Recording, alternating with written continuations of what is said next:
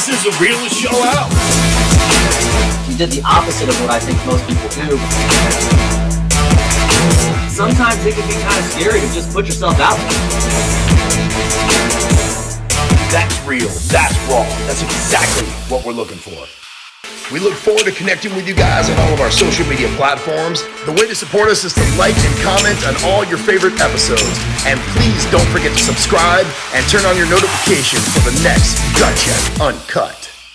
What's up, guys? Todd Special here, co-host of Gut Check. I got B-Bisc in the house. What's going on? Man, we have got a powerful guest for you guys today. This guy is extraordinary on all levels. Just found out that he's also a cancer like me. And did you hear him say that there's a very high level of intellect? I have one. You stuttered when you didn't know what to say. No, I didn't. So let's get into exactly who Ryan is. This is Ryan Blair. He started his first business today. He's 21 years of age, called 24/7, named on Ernst & Young's as Entrepreneurs of the Year for Consumer Products. He's a contributor for LinkedIn, Financial Times, and Forbes.com. He's the executive producer, and he's got multiple credits for multiple films, one of them being Man in the Glass, the Dale Brown story. He's a founder of Blair Foundation, which donates to programs in support of high-risk or at-risk kids and families.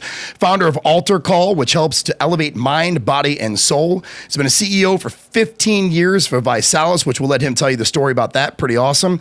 He's an investor of multiple other companies, including Saucy, Heal, and tons more. He is also the author of Nothing to Lose and Everything to Gain. It's a New York Times bestseller. He's a regular on NBC, CNBC, Fox, and he's featured in Fortune Magazine, Business Search, Forbes, and Wall Street. Let's welcome Mr. Ryan Blair. Yes, What's sir. happening, brother? Up? Wow, hearing you list all that stuff out, I realize how old I am. Don't say that, because we're the same age, and Brandon will just go in on that. I was like, wow, I've done a fair amount of stuff in my career. Yeah, thank you for the kind words and for sharing that wonderful intro. One of these days I'll be able to do as many things to get that kind of introduction. Well, really, you can really talk great. about like how great you are at everything, but you got to prove it. Talk about how good I look. Well, that's questionable. So, listeners, we got Ryan Blair on here. Ryan, I just want you to tell the world a little bit about who you are. You have an extraordinary story, brother. When we were looking for a guest to be on our podcast, which I can't thank you enough for saying yes, right? You didn't have to respond. A lot of the guests we have on are very high-powered entrepreneurs like yourself, and you said yes. It says a lot about who you are. You care about people in a very, very high level, and your story proves that. So can you tell us a little bit about Ryan Blair and who you are? Well, yeah, thank you. And first, I'll tell you, I said yes because what you guys are doing is amazing. And when you shared with me the vision for Gut Check, I realized that there's really a huge need out there for real stories where people are raw and people just speak what the truth is, not this image and the smoke and mirrors that we see on social media where everybody's using highly edited, highly produced stuff to tell their story. So I'm happy to get real with you guys and share with you the details about my journey. I share a lot in my books, Nothing to Lose, and the documentary that I've done and some other things about how I was raised and my upbringing. In essence, to keep it short, I was first raised in the middle class. My dad was an engineer. My mom was a homemaker. And we had everything that you could imagine in the middle class. My dad made about $100,000 a year. That was a lot of money at the time. I had all the toys underneath the Christmas tree you could imagine, new clothes come school year. And then at about 13 years old, my dad was addicted to drugs, my mother to alcohol, and I lost, that middle class upbringing and went into poverty. My mom and I had to flee my dad. I'm the youngest of 7, and he became very violent. It became a very traumatic situation. And at that point, I rebelled. I went to gangs, got involved in all kinds of terrible things, ended up going to juvenile hall a couple of times. And was really heading to prison. I'd been arrested like 10 times, done multiple stints in juvie, and I was actually facing 4 years in prison for armed robbery when I was about 16 years old. And I had no choice but to really write the judge a letter begging for leniency. Well, I had a choice. I could go to prison or I could try to write this judge a letter. Absolutely. And I chose to write the judge a letter. And I was in solitary confinement at the time, but I was writing the letter over and over and over. I couldn't spell. I'm still not that great at spelling. So I'd take the letter to the guards and I'd ask them to help me, spell check it and to help revise it. And eventually I had my day in court and I presented the judge the letter. And I'll never forget it. He told me in a moment's time, he said, "Son, you should be writing in college, not in prison." And that's the moment my life changed, is the moment that, somebody told me I had a gift as a writer and that I could be somebody and go to college one day, because prior to that, no one ever mentioned my name in college in the same sentence whatsoever. And so really that's my story is, I had a spiritual intervention occur with that judge. And then I have had a number of other mentors come into my life, and so forth. And one of which taught me entrepreneurship at about the age of 17. His name was Bob Hunt. He's no longer with us. He's with me in spirit, but he became my mentor. And then later on, my mother and him ended up dating and ended up getting married, and he became my stepfather. So I learned entrepreneurship at a very young age by witnessing it and by observing him. And although I was very street smart, what I realized is there was a real connection between the work ethic of people on the streets and the work ethic of those that were working entrepreneurs. And I decided at that point that I wanted to become an entrepreneur, and I wanted to become wealthy, because I got to see the wealth that he was able to create through the art of entrepreneurship. And so at about 19 years old, I started as an entrepreneur, and, the rest is history. I was able to do some great things from that point forward. I would say great things is a very little way to say it, brother. We're huge fans. We've done a lot of research on you, and Brandon's actually used a couple of your services for personal use. Oh yeah, for sure. We'll get into that. So I'm not bullshitting you. I kind of got like chills for a second when you had mentioned, that turning point was when that judge said you should be writing in college, because we talk about all the time in business and in some sales industries we've worked in. A lot of people, it's easy to see a lot of people as a number and not know their name, and they're just kind of an asset for you, and that's really it. And we try to build a more of a personal relationship and cultures in the businesses we work in. And for some people, it just takes someone else verbalizing their belief in you, even if you don't even believe in yourself. People can see things in other people that you don't see in yourself. We've got some people that have worked with us. They're like, why the hell did you guys hire that guy? And the person doesn't even really believe in themselves, but sometimes it takes that other person to see something and let them know, hey man, I see something in you. I believe in you. And it can kind of turn someone's life in an absolute 180. So kudos to that guy, wherever he is. Yeah, his name's Judge Perrin, and I've had dialogue with him since. He read an article in the newspaper about me and called me up, and it was a beautiful reunion that we had. But you're absolutely right. As we're coming up, all of our identity is created by what other people tell us we are. We don't really have yet the skills to build our own identity value. So if somebody says we're good looking, we think we're good looking. Somebody says we can't sing, we think we can't sing. Somebody says we're terrible at sports, we think we're terrible at sports. Somebody says we're good at something, we think we're good at something. Somebody says we're bad at something, we think we're bad at it. And so our identity is literally created as we're forming who we are foundationally by the impression that other people have on us. And unfortunately, most of the time in our society, people basically will tell you what you're not rather than tell you what you are. They'll cast negativity upon you. They'll tell you suck at stuff. They'll never tell you you're great at stuff, because our society is built on tearing people down and not building them up. And so when you do have somebody, in my particular case, I was torn apart by my dad. I was torn apart by my environment, by culture, having gone from the middle to poor. So I was at a blank slate. I thought very little of myself. And then all of a sudden this man says, wow, this is an authority figure. You should be writing in college. I just chose to believe him over all the other people that said I should go to prison. And that was a big shift in my life. And as time went on, other mentors gave me similar confirmations. And slowly but surely, I was able to build a stronger belief in myself than probably perhaps what most people would have, because the quality of the people that had come into my life by way of miracles, I would say, really is how I built my belief in myself and so forth. So it's so important that you mentioned that if you have the power to help shape a person's belief in themselves, like that is the ultimate gift that you can give to another human being. Transferring positivity onto someone in a world so filled with negativity is such a blessing to them. Yeah, man. I got to say that he talks about chills, gave me the chills. You know, you talk about middle class. I think a lot of the listeners out there, people watching this, are going to say, man, $100K a year, Christmas gifts under the tree. I don't know that that's middle class, because you and I are very similar in age. You know, I would say that it is by statistic, but a lot of people, the way I grew up, right, it was very different. You know, there was several years, no Christmas gifts under the tree. We grew up in a struggling, platform, but my parents, they always say we're rich in love, right? And they gave me the knowledge and the love, and that to me is worth more than any gift or any, I would say materialistic thing. It looks like the transformation comes usually at a struggling moment. I always say in my life that when someone speaks of how great their life is, they could have a multitude of amazing things, miracles, if you will, happening in their lives, and it takes one tiny bad thing to happen to them where they forget about all the good. And I think what you're saying has a lot of power. It's choices on what you believe. I posted something today that said, it was like the greats fall down and gasp for air, just like you do. The difference is they have people that surround themselves with them that give them the strength and belief in themselves to rise back up. Right.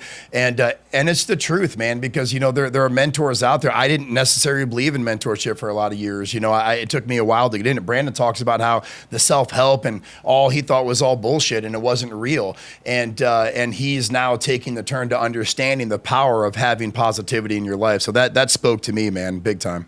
Awesome. Yeah, I'm glad I could connect. I will tell you that there's been a number of times that I've hit rock bottom in my life. I've hit it financially. Even after I got out of poverty, I then started making some money and then started making a lot of bad decisions. So there's a number of times where I've hit rock bottom. And the most important thing for me personally to get me out of rock bottom has been my faith. And, if you have faith, if you put in the effort and you have faith, you're going to be successful. And so anytime that I've been in a tough situation, been at rock bottom, not liked my circumstances, I've leaned as heavy as I possibly can on two things: effort and faith. Amen, brother. Yeah, that's cool. It's hard because even for a guy like me who, I remember my brother and his family were big into church. I know when you talk about faith, you're not talking just about God, but having faith in yourself and more. That faith in God is important too. My brother and I are very different people. His family was very, very, very faith driven. And I think a lot of us, inclusive of myself, there's been very dark times in my life. Brandon's been there for a multitude of them. He knows me very well, where it took a lot of faith from other people in me to realize I can pull myself out of it. Brandon's been a big portion of that. My wife's been a big portion of that. My family's been a big portion of it. But I remember going to a 12-week biblical class, right? And I remember taking the courses, and I would post online, hey man, I'm very excited about this. It's crazy the connection that people actually have with God and faith, even when they don't know it. Because I didn't know it. And don't get me wrong, I still swear, I still cuss. I love God, right? At the end of the day.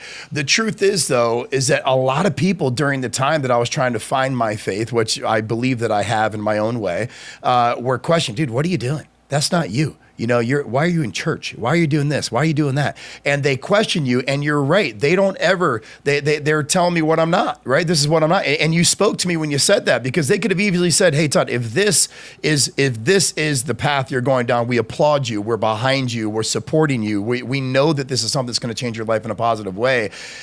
Coming from the tough upbringing that I did, you talk about the streets. You're saying, I'd love to know your opinion on how big of a role your street smarts played in your life. Because my brother, very intellectual. Brandon, super smart, way smarter than I am. But I have a street upbringing that helped me excel in my own way. What are the differences, and why is it important for you to think to have both? Well, so it's who I am. I have a strong sense of protection.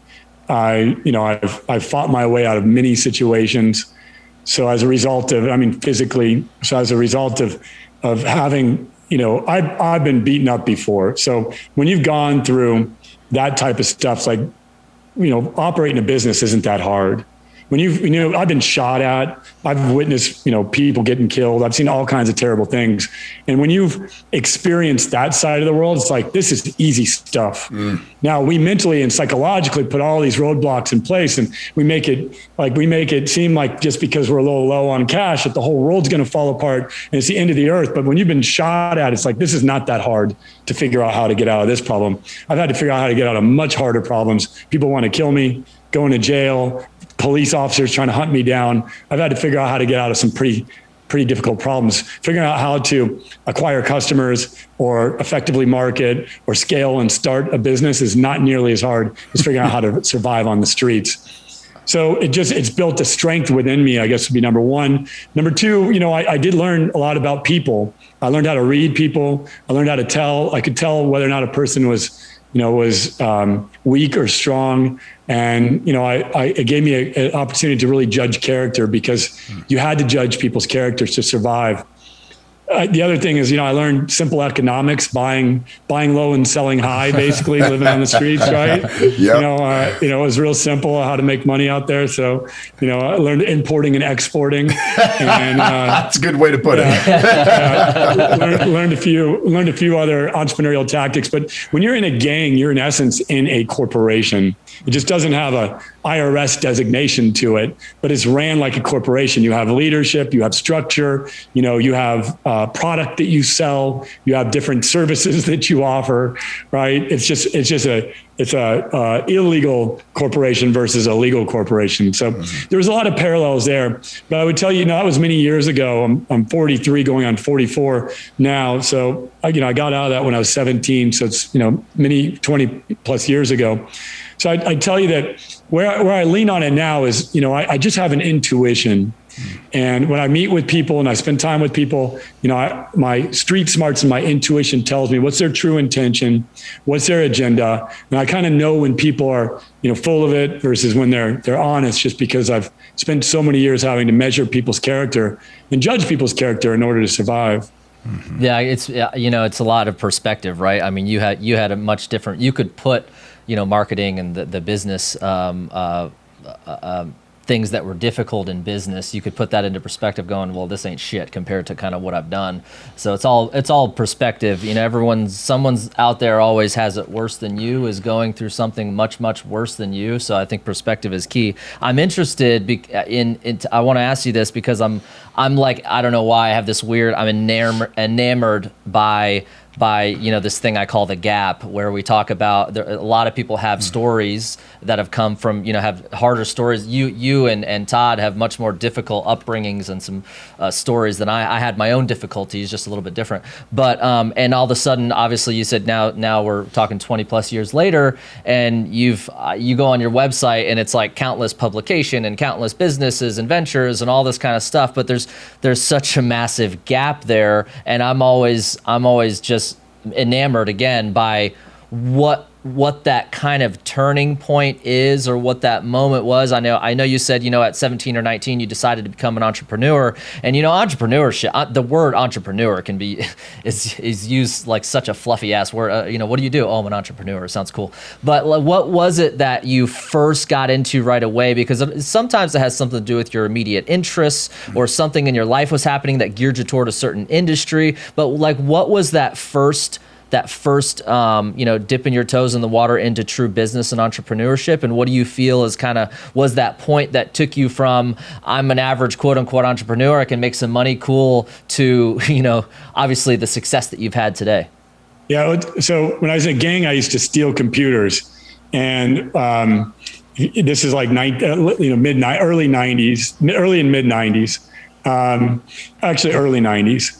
And so I used to steal computers, and I used to have to, at the time, go steal books from the computer store. There was a bookstore called Egghead, and I'd read books on programming, and I'd reprogram these computers, and I'd sell them. So my whole racket, because no other gang members were smart enough to know how to reprogram computers. So I basically owned the computer trade inside organized crime for a period of time. So because it was brand new, like personal computers were brand new. So I had hundreds of these things, and I would, this was my gig. And so naturally I started my career in computers and started doing computer repair, computer programming. And then from there, I got a job. I started my career getting a small job at a company as a call center operator. And I was pretty damn good at leading people and telling people what to do, because I'd already had 100 people working for me by the time I was 17 years old. And when I say working for me, these people did what I told them to do. Mm-hmm. So I learned that level of leadership as a gang member. And obviously you can't do the same thing in corporations. Like I can't use, threats and intimidation and so forth. But there's a lot of things I learned about leadership being in a gang that I could apply. And very shortly after joining that company, I worked my way up to vice president, and I was already making $100,000 a year by the time I was 19 years old. So I'd surpassed my father's income by the time I was 19. And the reason being is the number one most valued skill during the first .com era was computer programming and anybody that had computer knowledge. And so the supply and demand of people that were in the marketplace was, in favor of the employee, which was me. And so my wages went up, exponentially. And I got to a point very early where I was making $100,000+ a year and decided that I was going to start my own computer repair company. And it was called 24/7 Tech. And then from there, I learned scalability. I learned PR. I learned sales. I learned a lot of other things that I wasn't able to learn in my prior environment. And I started a company called Sky Pipeline, which was the first mobile broadband wireless service provider in many of the regions in California that we provided it. And it eventually became the largest in the United States. And I sold that when I was 24 years old in a $25 million transaction, raised venture capital, went through that whole cycle. So learned a lot about that. And then from there, I decided to venture into some other directions and did health sciences and some other things that have excited me. So let's talk about that. I mean, I want the listeners and people watching to kind of feel that number. $25 million you sold the company for, and you didn't know, if you don't mind me saying this, I feel like a lot of this was self-education. Is that fair to say? Yeah, well, I ended up going to college for a little bit. My stepfather had a rule that if I wanted to live in his house, he had a couple of rules. I couldn't have a girl in my room, and I had to go to college. I had to get a job. And so I ended up getting my GED. Actually, no, I graduated in what's called adult school. So it's kind of like a GED after high school. And then I ended up going to a community college. And then from there, I went to a 4-year called Cal Lutheran University, where I studied computer science and business. About my senior year in college, as I was working at that company I told you about, Logix, I then decided to start my own company. But it was 99% of everything I've learned has been self-taught. However, I did have some foundational stuff that I learned in college. Yeah. So I like talking about that 1%. That's kind of where I was leading to, right? There's a lot of people that we've spoken to, and entrepreneurs and business, people in the world that talk about education, why it's important, right? See, like you, I kind of grew up in the streets, and my background, and we're here to talk about you, but my background was in a pool hall, and I grew up playing pool 12, 13, 14 hours a day, cribbage, tonk, pinochle, and the art of reading people and negotiation, which is why I became a sales guy and opened up a company called Make Sales Great Again, was because I learned most of my skills negotiating at 16 years old in a pool hall because I had to earn money to keep the electricity on, right? So I was forced in that kind of that realm of life, if you will. But I look back now and I'm so grateful because I don't have any college. Brandon does. I grew up in the streets. Brandon had his own problem. And what I want people to understand is how you measure, right, your story and the difficulties in your life. It's the same for everyone, in my opinion, right? There's a lot of people. Brandon went through a lot of hard in his life, and it may have been in the streets. He had his other difficulties, right? I had my hard, you had your hard. Someone could talk, anybody listening to this podcast or watching it could say, man, my story is way worse than Ryan, Todd's, or Brandon's. But is it? Because my opinion is that your story has as much strength and value as you give it, right? Because your story isn't more important than mine. Brandon isn't more important than yours, and vice versa. But how it hit home with you, how it made you feel, that's what's important. And it takes a lot of perseverance and strength to come out of a college-based education that you had to build a company that you just said 99% self-taught because you weren't getting the tools through college. That you're not saying don't go to college, anybody. By the way, I want people to hear this. Not saying don't do that.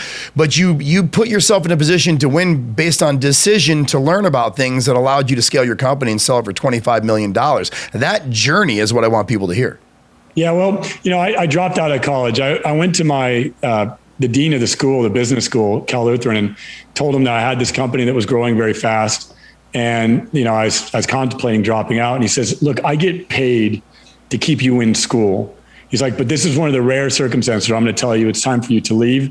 And one day you'll be back here keynoting at this school.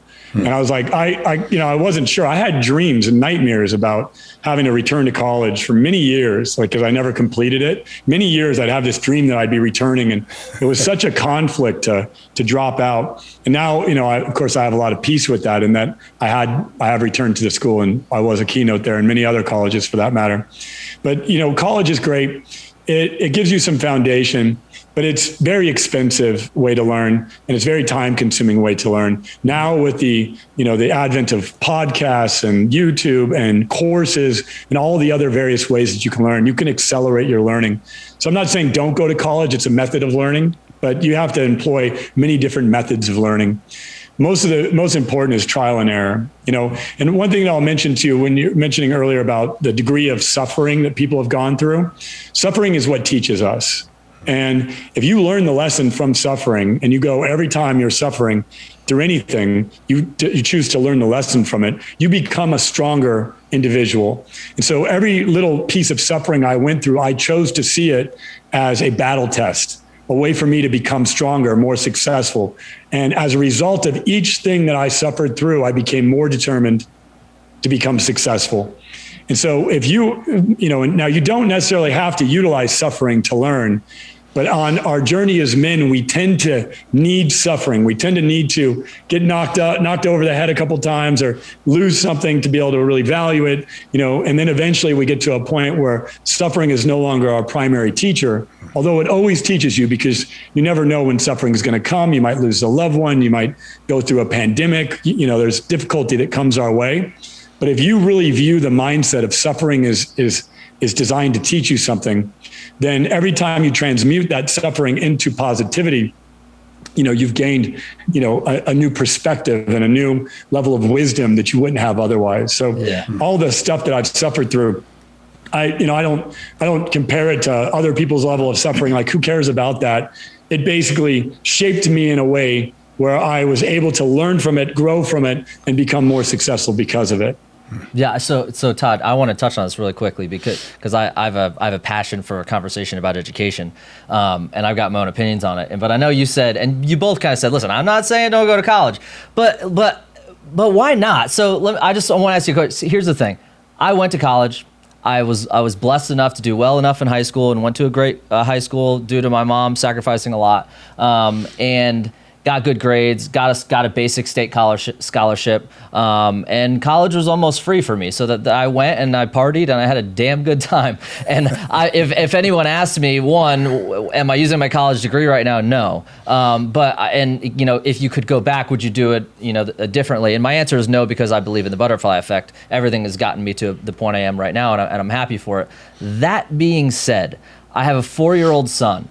And when it comes time where he has to make the decision, of going to college, applying to colleges and this, that, and the other, listen, if he wants to be an engineer or something that takes very, very specific academics, then I'm going to support whatever he wants to do. But if he has an entrepreneurial mindset and has a certain passion about something that does not require a degree, personally, I'm not going to be the guy that goes, no, fuck that, dude. You're going to college. Like, I got a college fund for you. I've been saving up for 18 years. I have it. I just don't feel like for certain people, I don't feel like you can't get that education elsewhere, kind of like you said. But if someone, not to put you on the spot, but I will, if someone came up to you, if a young entrepreneur, 17, 18 years old, has something in mind that specifically he or she wants to do, and they were to ask you, Ryan, should I go to college? If it's not your engineer, your doctor, or your lawyer, or whatever, like, what would your response be? Well, you can do so much more than what you think. Like, I went to college and had a job at the same time where I was learning skills as an entrepreneur. I worked for another company, but it was an entrepreneurial company. And so I was learning so much while I was in college. It isn't like go to college or don't go to college. It's how you go to college. And if you have a specific career in mind, then go and pursue that, that career. If you're just going for liberal arts, you're going because you've been guilted into it, because that's what your parents want you to do, then, you're not going to get out of it what you put into it, especially with the cost of college today. It's really not worth it. But, I was always told I couldn't be a doctor and I couldn't be a lawyer. And when I found out that I could employ doctors and lawyers, I realized, what a scam. They told me, you'll never be a doctor, you'll never be a lawyer, but I could skip college and be the guy that writes them the check, right? Which would you rather be? A guy who's a doctor making $100,000 a year on average, or a guy who has 100 doctors working for him making $100 million a year? Dude, that's so crazy. We just spoke with someone yesterday. Literally. He goes, listen, man, I think he didn't graduate high school or something like that too. And he goes, but I got 2 MBAs, 3 PhDs, this, that, and the other. And we're like, damn, how the hell did you do all that? He goes, dude, I pay him. I hired him all. and he said, I love that you just said and it, he set it up so perfect. And he looks, he's like, hey man. And then he also talked about like time. You talk about time, right? And this was one that'll never leave me ever, right? Yep. He's looking at us and we're sales guys. And this is what we just say. It's Brad Lee, right? Brad Lee's a stud, right? So Brad's on there and he's talking to us. He goes, hey, Todd, Brandon goes, how many hours you guys have to work in a day? Like, I mean, how many hours could you work? So I'll ask you, and you can answer anyway. It's not a trick question, Ryan. How many hours a day can you work? I really don't focus on the hours. I focus on the energy that I bring to the work. But, my company is operating 24 hours a day, 7 days a week. Cool. So it wasn't a trick question, right? So you say, well, you got 24 hours in a day. That's all you can work. And he goes, yeah. But I don't have 24 hours. It's unlimited because I'm going to hire 100 people, make them work 8 hours a day each. I turn my 24 hours into 800 hours a day. Yeah. Perspective, right? It's really cool. And I got to tell you, we learned a lot from Brad. And we learned a lot in these podcasts as we are from you even now. One of the big things about college to me, and I thank you, Brandon, for saying that, because there's a lot of realness to that. I mean, my daughter went to esthetician school because she was all ready to be an esthetician, right? It's only a 6-month program. You go and learn how to do facials and all that shit. And it cost me $14,000, right? I paid it, done, 6 months. She came out, she goes, I don't think I want to do this, right? And I'm just like, I would have had more fun lighting 14,000 on fire, right? So I sat there and I thought about it then, to Brandon's point, and I'm like, my daughter, I have the luxury of her being in our organization now, which is a blessing because she's my best friend on the planet, right? But she has an entrepreneurial mindset, right? So I feel like if we're talking about college, and you two can both correct me if I'm wrong, but you said something that resonated with me. You're like, man, if someone's talking you in or they're telling you just to go to college, just go to college. You're not going to learn as much because you're not passionate about why you're going to college. Like if you want to be an electrical engineer and you're passionate about it, you're going to listen better. You're going to pay more attention. You're going to do the work that it takes to be an electrical engineer. But if you're going to college and not knowing what you're doing, you're lighting money on fire, as I did, the $14,000 for my daughter to go to school. You're not getting out of it what you would had you been passionate enough about it. And I know for me, if I had to sit in a classroom all that time or online learning about something, not knowing whether I was going to use it or not, it would not stick. It wouldn't stay with me. Yeah. Now, listening to Ryan Blair for an hour on a podcast, every single word, everything the power, the energy that you're giving us now, I will remember forever because I'm passionate about it and I'm talking to someone who's real. And that's what this show's about. Mm-hmm. It's about real, being authentic, and really just giving people the raw side of what not what people want to tell you, but kind of what they need to hear in order to be successful. So I couldn't agree more, Brandon. I thank you for that because that definitely hit home with me. Yeah, it's a big there's a couple other things that you can gain from it though. You can gain connections, right? So you can gain, like I have a professor who's no longer with us that had a tremendous impact on me. He saw in me some things. So you can gain some things. There's nothing like that's you can't get that from YouTube, right? You're not going to meet a professor that you really connect with and is going to mentor you and give you something, or you're not going to meet kids that are of like mind and so forth. So, I agree with you. If you have the money or you have, an academic scholarship, go do it. If you have to make a choice, right, then you have, a different set of circumstances you have to weigh. I'm going to tell my son's 12 years old. So I'm going to ask him to do both, like go to college and start a company. Mm-hmm. I'm going to support him as much as I possibly can. If he chooses not to, that's up to him, of course. But, for me, I think the best teaching you can ever receive is by doing. Experience is going to teach you more than anything academically. Well, especially if you want to be an entrepreneur, you got to, like, so many people this day and age are spending so much time getting information. They're in every course, they're in every mastermind, they're on YouTube all day long, and they're not actually getting the best teacher that there is, and that is the feedback from experience. Well, let's talk about that because we had a previous guest on here that brings his entire family, every one of his kids, to every single mastermind, every personal development event that he speaks at, so they can take away what they need to from that. And he says, listen, I'm not going to force them to become entrepreneurs. He's like, if they want to have a job, great. If they want to just be a regular person, no problem. If they're passionate about something, I'm going to support them if it's not being an entrepreneur. That being said, his personal opinion was, what they can learn from these masterminds and from these people like a Ryan Blair that has been through so much in their life. a lot of times you don't necessarily get those type of takeaways from college. Now, to your point, again, not saying don't go, and I know you say, yeah, why not say it? The truth is, I kind of agree with you on this one, Ryan, as well, is it's okay to say, and to Brandon's point, it's okay to say not to go if it's not your thing. But I love that concept because for me, my nephew is Tristan, and he's a 13-year-old kid. He's a stud, and he's already had 15 different business ideas. He's ordering digital printers. You know, he's got that entrepreneurial mindset. If that's what he wants to do, I'm gonna support him, because the education I feel like people can get from spending an hour with guests like yourselves on a podcast like this, getting the real stuff though, not the fluff, not the bullshit, but getting the real stuff. I think they learn so much more from knowing, because you need the belief that you can be a Ryan Blair. Okay, you need to have that if you want to excel in life, and I feel like that's what we get out of podcasts. That being said, in today's day and age with technology, Zoom, you're in California, we're here in Orlando, right? So we're looking at how am I able to connect with Ryan Blair? Well, how did I do that? I saw a little bit about you. I shot a DM to you, and I said, hey Ryan, you know, I'd love to have you on the show. You're an extraordinary guy. We've done some research. We'd love to have you. Question is this: what is your level of belief that you can learn just as much from someone on an online platform in today's day and age than you can sitting next to them side by side? Well, it's like this is what we're doing right now is a miracle. You know, the fact that the technology that we have, it's low cost. We're able to, you know, create a connection, make eye contact, have a conversation. The world is shifting right now to these types of technologies.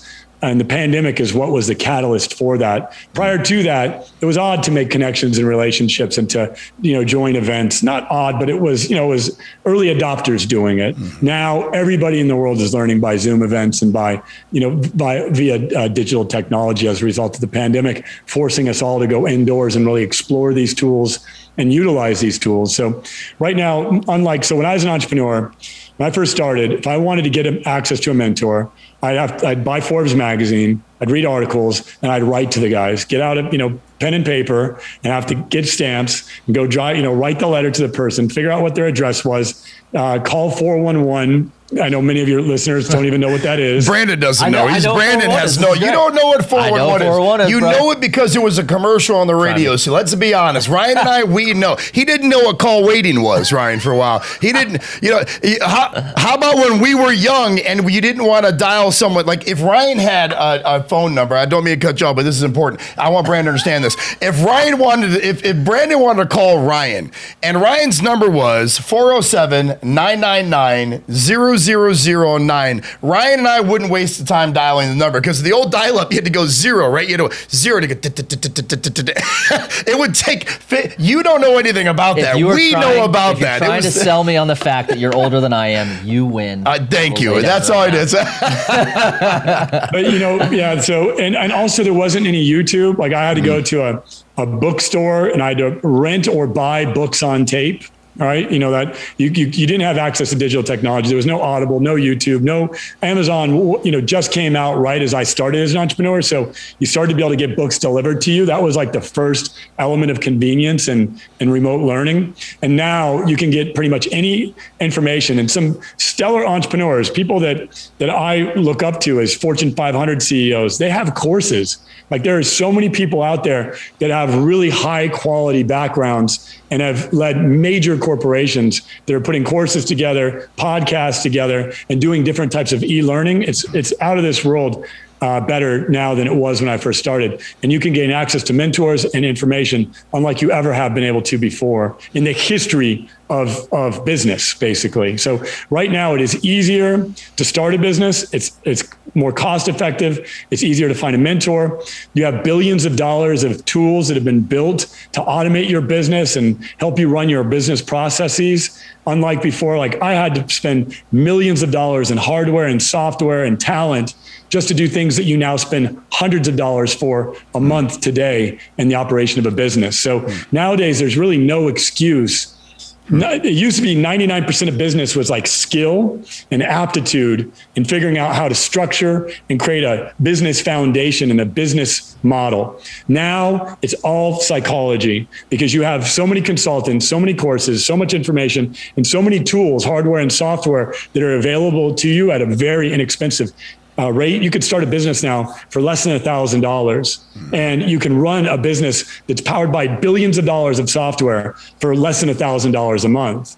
Where before, if I wanted access to billions of dollars of software, I had to pay billions of dollars for that. Now you can get access to the best, AI-driven shopping carts, the best AI-driven email, the best, advertising systems on the planet. Like I had to literally hire people to create ads and do radio ads and do newspaper ads and stuff that's crazy in terms of the amount of time, energy, and skill required. And there was so much error to get a result that you had to have capital to go through many different iterations and many different experiments that now you can do all of that stuff, with a click of a button. And so we live in an age where there should be no excuses to start a business and be successful at it. But the reason why people aren't is because mindset and psychology. That's the challenge that people have today, because all of the other various challenges, skill and understanding of software and systems and infrastructure and supply chain, and a lot of those other related, business skills and, knowledge, that has pretty much been outsourced and organized in a way where you have access to it at a fraction of the cost, and you have various thought leaders and various experts that are readily available to help you in the areas where you're not strong. So you just have to focus on where you are strong. Yeah. Dude, that's so good. I love, I'm going to sound like a broken record for anyone that listens to all the podcasts, but we've talked to so many very, very successful people, and I'm the tactical analytical nerd. And I'm also the one that always thought, I'll say past tense thought, mindset and all that. It was all bullshit, just fluffy bullshit for some fake ass person on social media to try and sell me some dumbass course I don't want to listen to. But every single person that we've spoken with, and all of them have been extremely successful. Every single one ties everything back. Their successes, other people's successes, other people's failures and why they failed, ties it all back to what you just said: mindset and psychology, and kind of belief in yourself, looking inward versus outward, taking care of your brain and your mind and looking at that first. And they always relate the successes to that and the failures to the lack of that. So it's just insane. And I would add another soft skill, which is leadership. You have soft skills and you have hard skills, and the hard skills, those things are being outsourced, which is beautiful. The soft skills you got to learn on your own. You can't outsource the soft skills. You got to master those things. But I've developed and learned a lot of the hard skills, right? You have to, but the soft skills are the stuff that, like you said, that's what makes or breaks you. Yeah. Well, so many people have great products that are highly skilled, well developed, beautiful products, beautiful packaging. People pitch me all the time to invest in their businesses. And they've got the hard skills figured out, but they're terrible at the soft skills, and their businesses go nowhere. And I don't invest in them. If I see that a person has got very strong hard skills but very poor soft skills, then I stay away from those investments. Well, I'm glad that you said that, because I feel the exact same way. I think I speak for Brandon and I when I say this. We've gone to organizations and done some consulting for some companies that basically allows us to go in and, if you will, kind of dissect the platform and just tear it down and kind of rebuild it. And a lot of times what you see is that a company isn't thriving or growing or giving itself the maximum potential due to lack of leadership and caring for people. Earlier you said there's a lot of people that work for you. I'm a strong believer that no one works for anyone. You work with people. The way our verbiage is and how we speak to people. For instance, again, you didn't have to say yes to this, okay? You are a self-made person. You've done a lot of extraordinary things. I always ask this question. I'm going to ask it to every single guest on here. Because you didn't have to say yes to us, but you did, to me says a lot about you. And there's stories and times in my life where I've questioned some authority-based figures, if you will, that kind of preach they're for the people and they're not. And those soft skills and leadership, to me, I don't want to speak for Brandon, but I'm pretty sure he'll be with me on this one. one of the biggest things you need is to care about the people. You have to have leadership skills, because if you're not providing that value that they can learn from, A, they're not going to respect you. B, if you talk to them like shit, they're not going to respect you. And C, if you treat other people like shit in the presence of other people, they're not going to respect. How can a company grow when you don't have any leadership skills? It all comes from leaders providing an environment of like you said, a faith-driven atmosphere. More importantly, creating that culture that's well balanced, as we're learning, between business and personal. But you got to be a good leader. So you've been an extraordinary leader for many companies and helped them scale. Why did you say yes to do this podcast? Because what do we have? I think we have 1.5 followers on IG. I think we paid for the 1.5, didn't we? We paid for. I think it was my mom actually, but we did this podcast and having the luxury of speaking with some pretty powerful people on stage. I love to speak. I love to get on stage. I love to change lives. I talk to people that are just not who they are. You are, because you didn't have to say yes. Why did you say yes when in reality this podcast is nowhere yet? Yeah, a couple of things. Your approach, so the way you approached, I liked the name. And I was like, I like this name. It stood out to me. It resonated, as they say.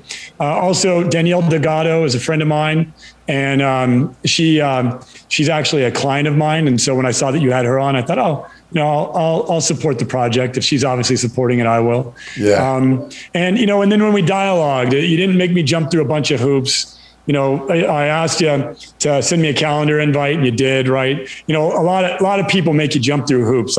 They're asking you to do them a favor, and then they make you go through a bunch of clicks to do that favor for them. Yes, sir. And so in general, I'll lose interest in doing the favor if a person now makes me actually work to do the favor for them.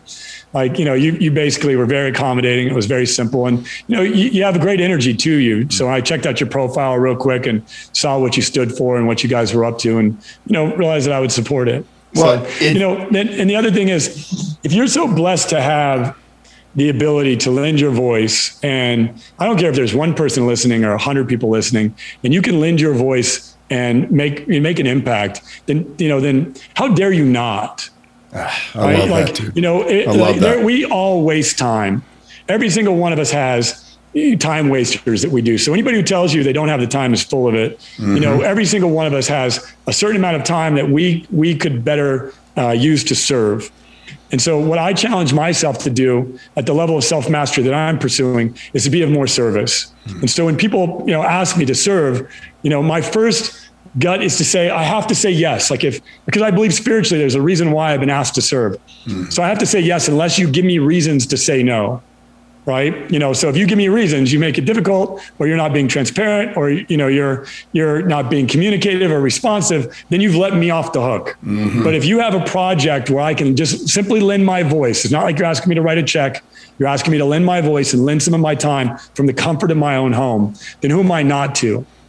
Right? It used to be that to do something like this, I'd have to get on a plane and go to your studio and do the podcast that way. That was a big ask. Yes, sir. But now we can do it this way, and it's much simpler. Well, one thing I see about your profile too, because I love what the information you give for free. Number one, okay, you like helping people, and I appreciate you answering it that way, because a lot of people say, "Oh, I just want to change people's lives." Well, yeah, you're on our podcast. We did some vetting on you too, right? We know you're there to change people's lives. We know you want to help. You didn't have to say yes, but you did. For those of you listening out there, I want, or even watching, I want you guys, the takeaway from this is how dare you not, right? Because, and I'm going to put this out there. So, Katy Perry, Mike Tyson, you haven't answered this yet. How dare you not? I mean, Ryan Blair said it out of his own mouth. How dare you not? We're still waiting, Ryan. Who knows? But, that should be the clip that you go out there and we'll, I'll tag some of my friends. And we'll dude, I love that. I love that. We're going to send you multiple gut check gear, so you'll be able to wear that. Yeah. No, but seriously, man, that answer is phenomenal, because, Brad Lee said the same thing, right? He said, man, relationships are the new currency. And he said, when you can connect with like-minded people that are there to help impact lives, right? It's a good thing. And like you said, those hard skills, they're easy these days, man. You can pay people to do anything. And Danielle Delgado, just so you know, was my first mentor that I hired, right? And she is, so Danelle's Danelle's a very, very, very close friend of mine. She is unbelievable and speaks very highly of you and many people, but she gave me the faith that I needed at the time to become something that I knew I could become. So it helped catapult this. That support is rare, man. So we thank you for that, sincerely. That's awesome. That's awesome. Danelle was a part of Visalis, my prior company, and she's taken off. And so I'm so proud of her success and what she's been able to achieve. And, I've been able to work with her at AlterCall as well. And so it's just an awesome thing. So when I saw that she had done it, because I have a deep connection to her and a friendship with her, and, I care about her, I was like, okay, this is awesome. But more important than that, I think the way you follow up, you were like, as soon as I, replied, sometimes people ask people on their podcast, I'll reply, hear back from them like 4 days later. And they just create this massive cycle where it's like, if you got to get on that person's calendar immediately. This being in sales. Yes, sir. If somebody gives you an opportunity, you get on that calendar right away. You don't play games back and forth. You just get on the calendar. Yes, and sir. so, you utilized, the best practices to get the calendar, set and booked. And the reason why I go into that, because that's a soft skill that people just need to realize. Like, if you're trying to pursue somebody to mentor you, to teach you, get on their calendar, figure out what it takes. And when they give you an opportunity to get on that calendar, take it. I would tell people, like, I would email a person. I'd say, I'll be in New York next week. I'd love to see you for lunch, a mentor. I had no plan to go to New York. They would reply, I'd love to see you. What part of town are you staying in? In that moment, I'm booking my flight to get to that meeting. That's to awesome. make sure that I'm there, right? Yeah. Because I would do whatever it took to get in front of those people. And that's the attitude and the mindset that you really have to be able to surround yourself with some of the great ones. Because, we have an element of a protection, a shield around us. Some of us have gatekeepers, or we're protective of our time.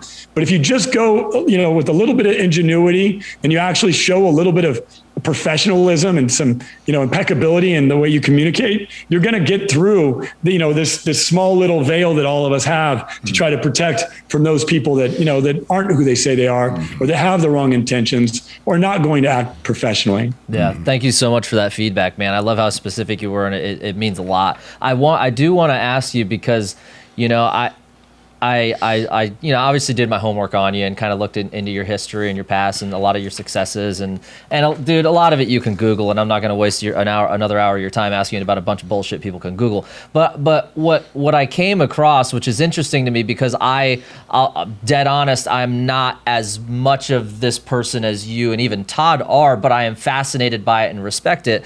I see business, and I just want you to kind of talk about AlterCall for a second, because while I'm sure it is a business for you, I could see, I watched the video on your website, and I could see a complete different type of passion that you have for what it is you're doing. And I'm not just saying this for some plug.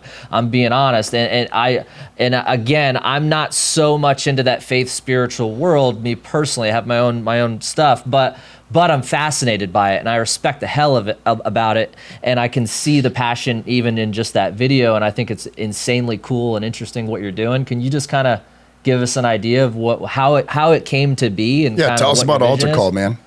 Yeah, so AlterCall stands for, the word alter is to change. So it's basically a call to change. And what we specifically do is we help people alter the things in their lives that are stopping them from answering their calling.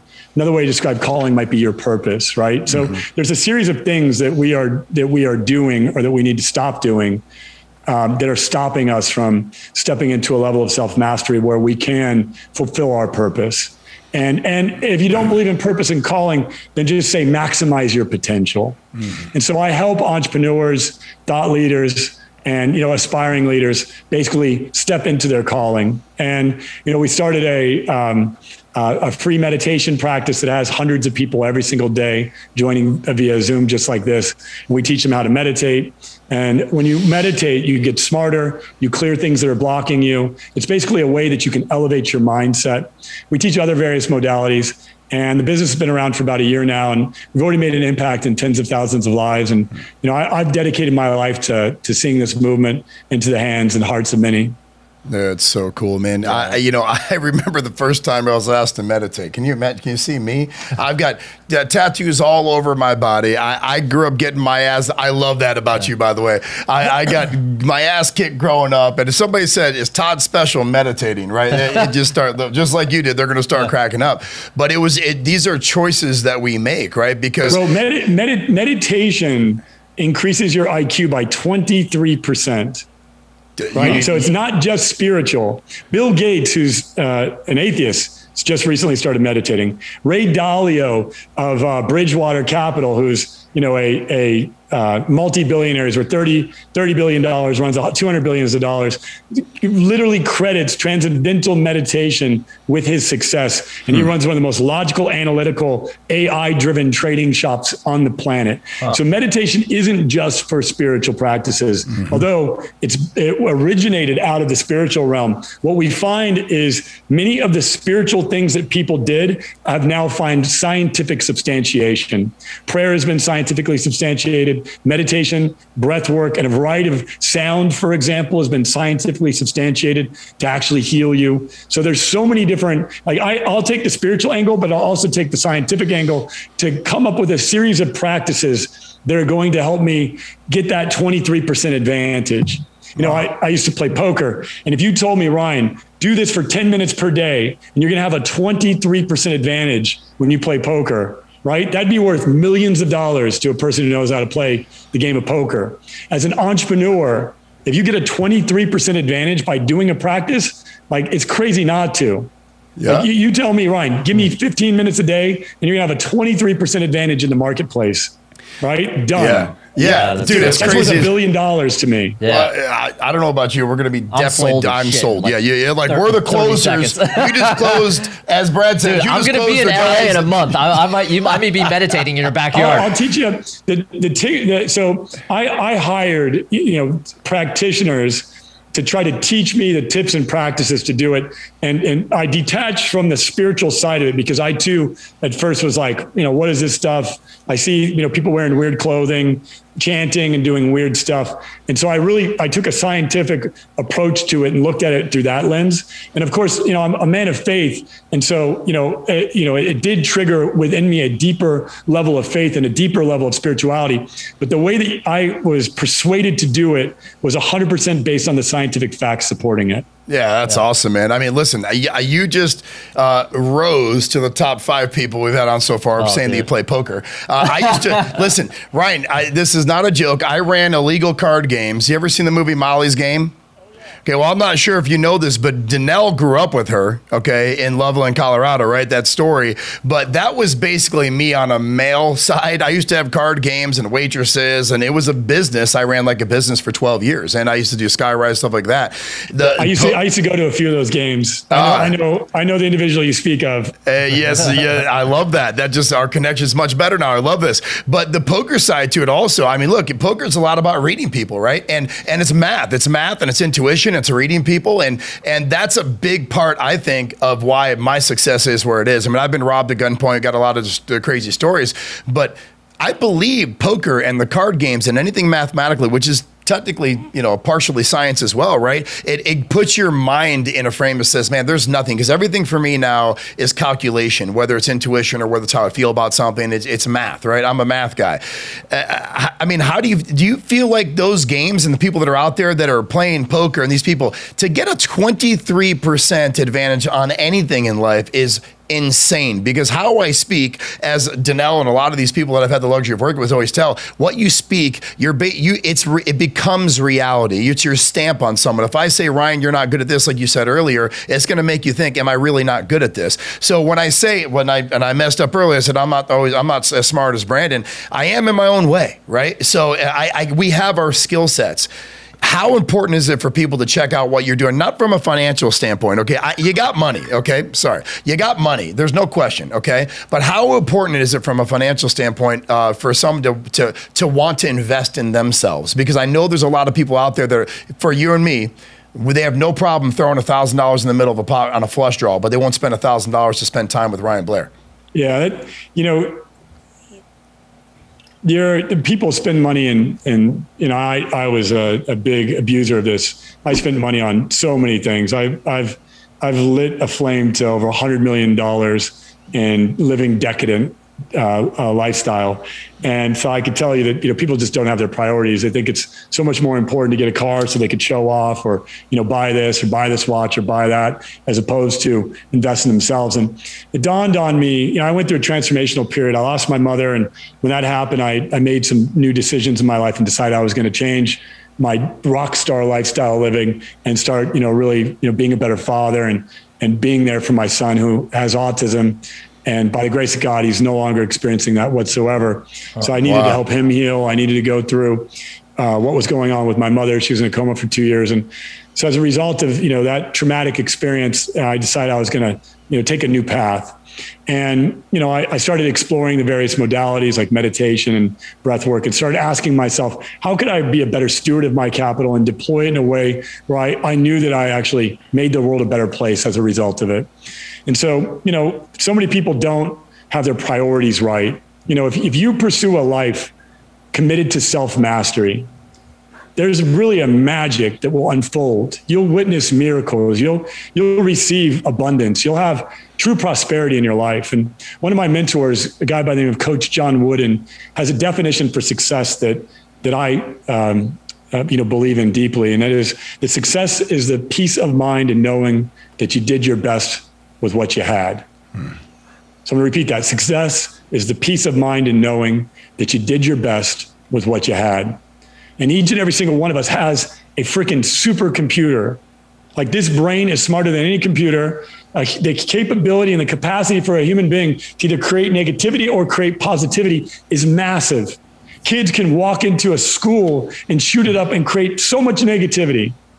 But that same kid has the ability to create a tremendous amount of force and positivity if that child is channeled and taught and trained appropriately. Each of us has a capacity beyond anything that we could imagine. Our brains are activated at only a fraction of a percentage of what the capacity of it is. And so I decided I was going to spend the rest of my life in the pursuit of self-mastery, which means I had to abstain from substances, which I used to love a good party. I had to abstain from a variety of different things that was limiting my ability to have the most amount of energy to be able to serve in the highest level.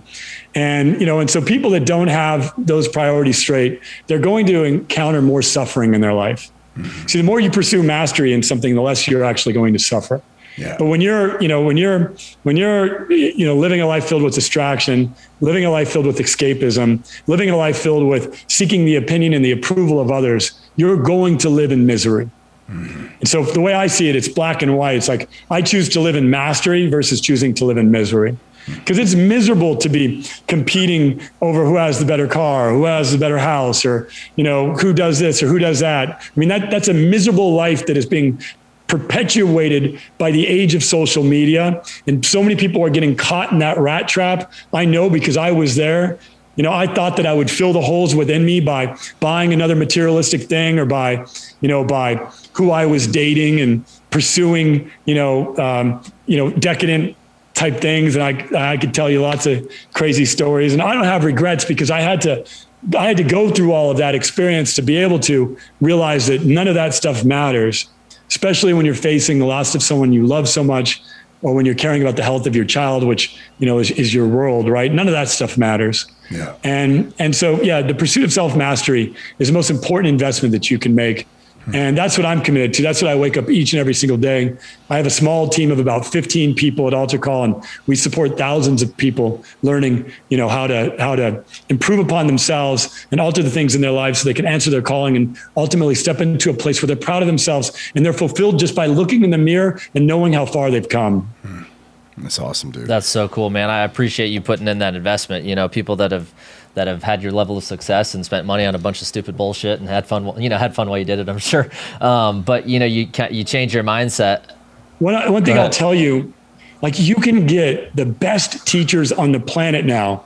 There are apps there. We have access to, like, right now I have a voice coach. I have a yoga coach. I have a physical fitness trainer. Like, I have, what else do I have? Well, that's the only thing. I have a fourth thing that I invest in, a therapist that I invest in that I talk to routinely, and she's amazing. She's like a peak performance psychologist. So I have 4 people. I pay, probably $15,000 a month for those 4 people. When you get to money, like I used to spend $15,000 a month on bottle service, right? Yep. Right? Now I could spend $15,000. I'd spend a lot more than that a month on bottle service. But you could spend $15,000 a month on having the best coaches that money can buy. And if you don't have $15,000 a month, start by spending $100 a month or $100 a week. Today you get access to the greatest teachers. And with Zoom and the various technology that we're using in this moment, like you could fill your life and become literally a ninja in anything you choose to with your access to the resources that we have and the talent and the capital that we have access to today. Dude, yeah, it's so cool. I mean, quite honestly, in the very beginning conversations when Todd and I were having about this podcast, at least for me, it was 100% for selfish reasons because I knew if I could put myself in a venue where I could talk to extremely successful people and just have real conversations and kind of learn from those conversations, I get impacted every single day personally. Forget listeners, forget anyone else. I personally get impacted massively by these conversations. So, but now we're trying to put it in an environment and post it everywhere and, cool, make a couple bucks, great, congratulations. But really, if it can impact 1 or 2 people, it's a win. And it turned into that being the reason why we continue to reach out to people that have had successes that we think are going to add value, because I totally changed my mindset from this is for me, which I'm still going to take. Which is a big win for me, Ryan, because he was hard. It was like honestly, and I don't mean to cut you off, but to be honest with you, the knowledge we get from just doing this podcast, because I believe it's faith driven too, for a multitude of reasons, right? You said yes for a reason, whatever that reason was. You said yes, and I believe in destiny. I believe I believe in all that, right?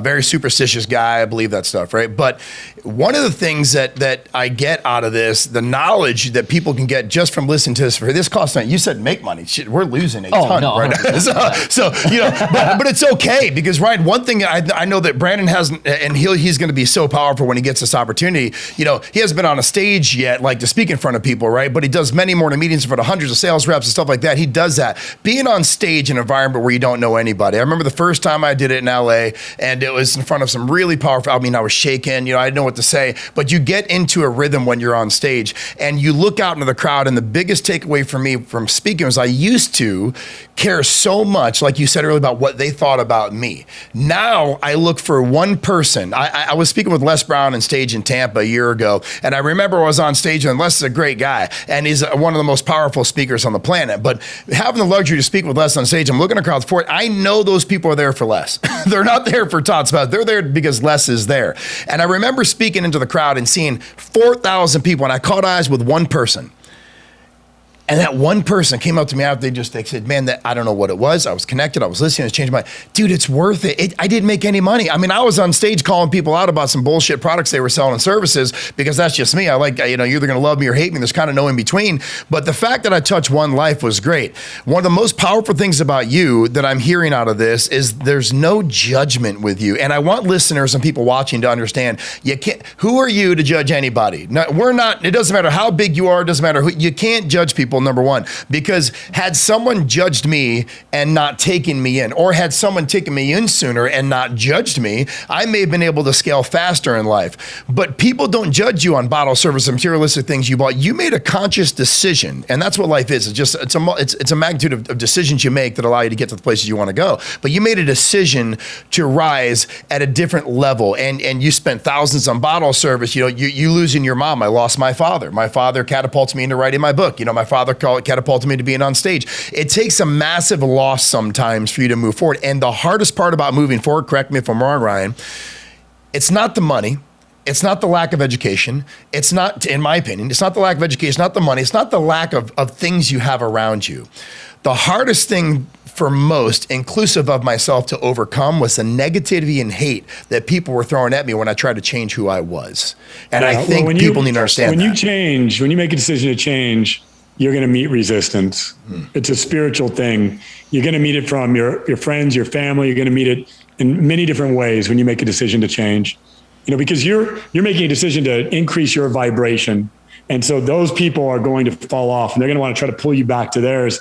And it's going to offend them and hurt them because they're connected to you at this frequency that you've been operating at. And you decide to jump up, a level or 2 levels or 3 levels or 10 levels. And they're going to say like, this person's lost it, or this person's crazy, or this person no longer values me or no longer loves me, or, it's a traumatic experience for a person to outgrow their friends. And that's exactly what you described you did when you did that. And I've helped a lot of people when, go through a similar situation. I went through the exact same thing, but I knew that the hate that was coming my way, there was negative press, there was people commenting on my social media, there was all kinds of stuff. I went through a custody battle.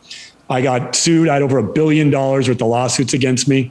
I knew when I was going through all of those things that every single one of those things was going to shape me in some way positively. And that those people didn't know when they were piling on and kicking me when I was down, they didn't know that I was going to come out 10 times as strong.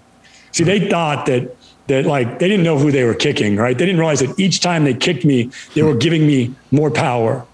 And so they all lined up and got their kicks in and their punches in and did that. But they had no idea that they were basically they were giving me the fuel to the fire that I needed. And that basically was the fuel that I used to transform. And like you said earlier, though, about judgment, I used to be heavy on judgment because as a CEO, you're judging people all the time. That's your job, is basically judging their performance, judging their integrity, judging their work ethic. And so, I've had to learn in my spiritual evolution how to detach from judgment because I don't want to be judged. So who am I to judge others? Yeah, dude, it's powerful because like for that type of to have that type of mindset's strong, right? Because I know people come up to me all the time that's like, man, you got a lot of haters out there. There's people hating on you. And I just say, bring it on, dude, because I use it as fuel. One of the things you just said, they didn't know who they were kicking. I feel the same way. I use it as fuel. Not that I enjoy it, don't get me wrong, but I've used it in a way to help catapult my career. And when I do that, now it's like, it's almost, I expect it. Like you said, it's a spiritual thing. People are going to do it. It's going to happen. There's nothing you can do to not, there's a lot of people that we know of together that have that kind of hate in their lives, and they use it to catapult themselves and bring themselves to a higher level. I want anybody listening or watching to understand, just because people are hating on you, there's reasons, their own self-doubt, their own reasons why they're hating. I'm the type of guy now that likes to take a hater and turn them into an ally, right? I want to help them first. That being said, knowing that helping people first is what matters, when do you cut them off? Because I want to help people, because the quick response is get rid of them as quickly as you want. A lot of people say just get rid of them, get them out of your lives. I'm not that guy personally. I like taking someone who's hating on you, giving them love and support and helping them say, listen, and talk to them and get with them personally. And once you do that, I've seen in my world that a hater will become your largest gladiator side by side to help you fight for wins if you can transform them. But when do you cut them off?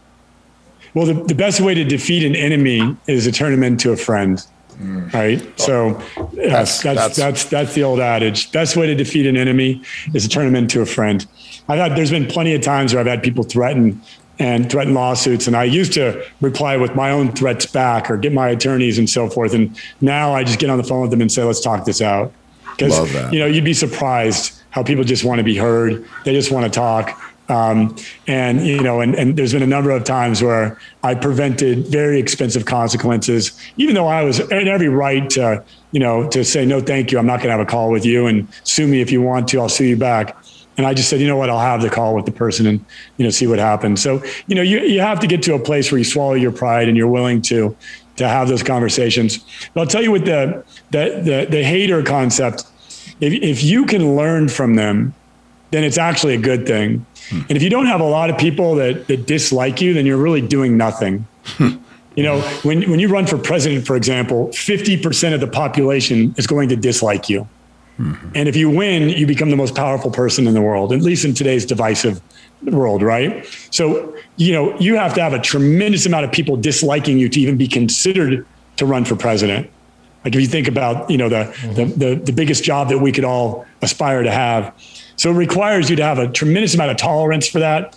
And for me, when I see it, if the person is sharing, like I posted something the other day, sending out love to my Jewish brothers and sisters, and then a bunch of people started saying that I was anti-Palestine, and there was a large debate going on about what my beliefs were on the subject when I didn't mention Israel or Palestine. And there was, people that were very angry at the fact that I didn't equally represent the Muslim culture as I did with the Jewish culture, for example. And I had a dialogue with it. And just today, a person, it was a debate going back and forth, and a person said, well, I wish you the best and sending you all your love. And I got to express, my feelings about the fact that I have every right to share my love with whoever I want to share with. And, and so nonetheless, when people are hating on you, you can extract a lesson and you can actually convert them from a hater to a friend. And when you do that, you're transmuting negative into positive. Now, back to your original question of when do you cut people off? You don't have to cut them off. They'll cut themselves off. You just have to set up boundaries. So if a person is in breaching, either they're breaching your values, or they're not taking the corrective action that you're mentoring them to do, then it's okay to set up boundaries and let them know, look, I have boundaries here. I love you, but these are my boundaries. And by doing that, you're shifting the relationship. So you don't have to necessarily say, we're no longer friends, I'm cutting you off, and ghost the person. You're just basically creating a series of boundaries that shifts the relationship. You have to train your relationships, and the way you train them is with your boundaries.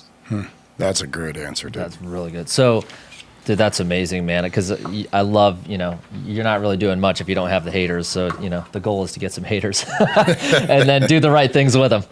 Yeah, I remind myself of that. Like, if everything I'm doing doesn't stimulate a little bit of people pushing at me, then I'm not doing anything. Yeah. Well, I do want to say, and I know we've already taken too much of your time, and I can't thank you enough for being on. Just on a serious note, there's nothing inherently wrong with bottle service. I just want to make that really clear. I'm sure that had something to do with your investment in Saucy. Let me tell you, as an entrepreneur, basically one entrepreneur is taking money out of another entrepreneur's pocket. Right? So I'm an entrepreneur. I walk in that room, and if I buy $1,000 bottle of Grey Goose that you can buy at Costco for $23, they win. Which entrepreneur is a better entrepreneur? Well, I think you're supporting local business, because I looked on your website, I saw you're an investor or starter or founder or something like that in Saucy, and I am almost positive I have used your services with my family in LA, so I appreciate you. And maybe I paid for some of your therapists or something. A little defensive. I'm going to be honest with you. When I said I no longer spend money on bottle service, I felt the shift in Brandon's energy. Does it? The investment thesis on Saucy was that I was going to have the alcohol delivered to your home so you didn't have to buy bottle service. So I've been at war against bottle service for a little while. Don't worry, Ryan, I'm going to help you there. He invested in Saucy so people, A, don't drink and drive, Perfect. B, don't waste money on bottles. Listen, Ryan, we're there for you. Hire me. Don't worry about Brandon. We'll take care of the marketing. Just because it's at my house doesn't mean I'm not doing bottle service, all right? I got a whole event. I still got the little fucking sparklers out of the Well, your wife comes out with a silver platter and hands it. I love it. Sounds like you like to have fun. I love it. Always. Dude, Ryan, I cannot thank you enough for, like Todd said, saying yes. And I will say, dude, I just, we talk a lot about business on this show, and you've given us a lot of really, really, really good content and information. But,